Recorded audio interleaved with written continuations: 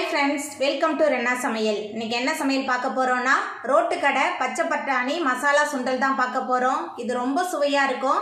எளிமையான முறையில் நம்ம வீட்டிலேயே செஞ்சிரலாம். நமக்கு பிடிச்ச மாதிரியும் மேலே டாப்பிங்லாம் போட்டு நம்ம சாப்பிடலாம். குழந்தைங்களும் இந்த விரும்பி சாப்பிடுவாங்க. எளிமையான முறையில் செய்யக்கூடிய ரோட்டு கடை பச்சை பட்டாணி மசாலா சுண்டல் ரொம்ப சுவையாக எப்படி செய்கிறதுன்னு வாங்க பார்த்துடலாம். ரோட்டு கடை பச்சை பட்டாணி மசாலா பண்ணுறதுக்கு 2 பெரிய வெங்காயம் சேர்த்துடலாம். கூடவே 2 தக்காளி பழம்,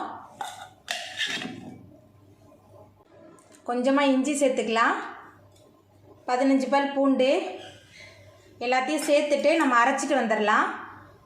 மிக்சியில் மாற்றிட்டு எல்லாத்தையும் அரைச்சிட்டு வந்தாச்சு. இப்போ எப்படி பண்ணுறதுன்னு பார்த்துடலாம். ரோட்டு கடை பச்சை பட்டாணி மசாலா சுண்டல் பண்ணுறதுக்கு எண்ணெய் சேர்த்துடலாம். 2 ஸ்பூன் அளவுக்கு எண்ணெய் சேர்க்குறேன். எண்ணெய் சூடாயிட்டு மிக்சியில் சேர்த்து அரைச்ச வெங்காயம், தக்காளி, இஞ்சி பூண்டு விழுது சேர்த்துடலாம். சேர்த்துட்டு நல்லா வதக்கிடலாம். பச்சை பட்டாணி மசாலா சுண்டல் ரொம்ப சுவையாக இருக்கும். பெரியவங்கலேருந்து குழந்தைங்க வரை எல்லாருமே விரும்பி சாப்பிடுவாங்க.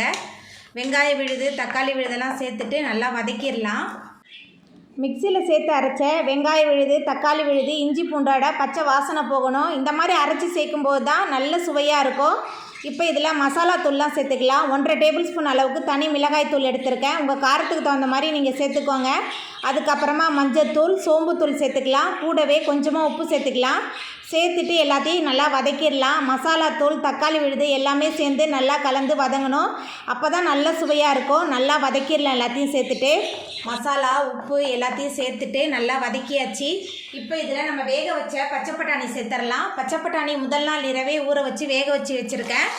பச்சை பட்டாணி வேக வைக்கும் போதே கொஞ்சமாக உப்பு சேர்த்து தான் வேக வச்சுருக்கேன். இப்போ எல்லாத்தையும் சேர்த்துட்டு நல்லா கலந்து விட்டுறலாம். எல்லாத்தையும் சேர்த்துட்டு நல்லா கலந்தாச்சு. இப்போ மிக்ஸி ஜாரை கழுவி கொஞ்சம் தண்ணி வச்சுருக்கேன். அந்த தண்ணியை சேர்த்துடலாம். தண்ணி சேர்த்துட்டு நல்லா கலந்து விட்டுறலாம். எல்லாமே சேர்ந்து நல்லா கொதித்து வரட்டும். நம்ம வேக வச்ச பச்சை பட்டாணி மசாலா 2மே சேர்ந்து நல்லா கொதித்து வந்துருச்சு. இப்போ இதில் 1/2 ஸ்பூன் அளவுக்கு கரம் மசாலா சேர்த்துக்கலாம். அதுக்கப்புறமா பச்சை பட்டாணிலேருந்து கொஞ்சம் பச்சை பட்டாணி எடுத்து மிக்சியில் சேர்த்து அரைச்சி வச்சுருக்கேன். அதையும் சேர்த்துடலாம். சேர்த்துட்டு நல்லா கலந்து விட்டுடலாம். கரம் மசாலா, பச்சை பட்டாணி 2யும் சேர்த்துட்டு நல்லா கலந்து விட்டாச்சு. எல்லாமே சேர்ந்து நல்லா கொதித்து வரட்டும். கரம் மசாலா, பச்சை பட்டாணிலாம் சேர்த்த பிறகு ரோட்டு கடை மசாலா சுண்டல் சூப்பராக ரெடி ஆகிட்டு இப்போ மேலால் கொஞ்சமாக கொத்தமல்லி தழை தூவிடலாம். கொத்தமல்லி தழை தூவிட்டு நம்ம அடுப்பு ஆஃப் பண்ணிடலாம். அவ்வளோதாங்க, நம்மளோட சுவையான பச்சை பட்டாணி ரோட்டு கடை மசாலா சுண்டல் சூப்பராக ரெடி ஆகிட்டு இது மேலே கொஞ்சமாக அப்படியே வெங்காயம் போட்டுக்கலாம்.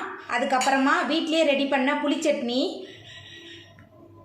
அதுக்கப்புறமா கொஞ்சமாக கொத்தமல்லி தழை, இந்த மாதிரி எல்லாத்தையும் நம்ம கலந்து விட்டு சாப்பிடும்போது ரொம்ப சுவையாக இருக்கும். நீங்களும் உங்கள் வீட்டில் இந்த சுவையான ரோட்டு கடை பச்சை பட்டாணி மசாலா சுண்டலை செஞ்சு பாருங்கள்.